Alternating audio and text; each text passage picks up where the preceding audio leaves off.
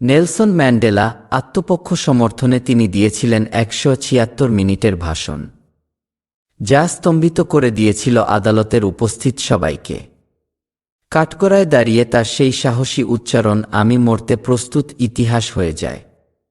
তার বক্তব্যের শেষ অংশটুকুর ভাবানুবাদ ছিল এরকম, পুরো জীবনটা আমি উৎসর্গ করেছি আফ্রিকার মানুষের মুক্তি সংগ্রামে। আমি শ্বেতাঙ্গদের আধিপত্যের বিরুদ্ধে লড়েছি এবং লড়েছি কৃষ্ণাঙ্গ আধিপত্যবাদের বিরুদ্ধেও। আমি লালন করি সেই গণতান্ত্রিক ও মুক্ত সমাজের স্বপ্ন, যেখানে সবাই শান্তি ও সৌহার্দ্যে থাকবে এবং কোনো বৈষম্য থাকবে না।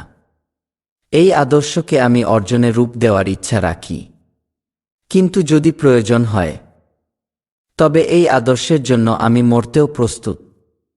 মৃত্যু এসে ফিরে গিয়েছিল সেবার, তবে এই আগুনকে মুক্ত রাখার সাহস হয়নি দক্ষিণ আফ্রিকা সরকারের।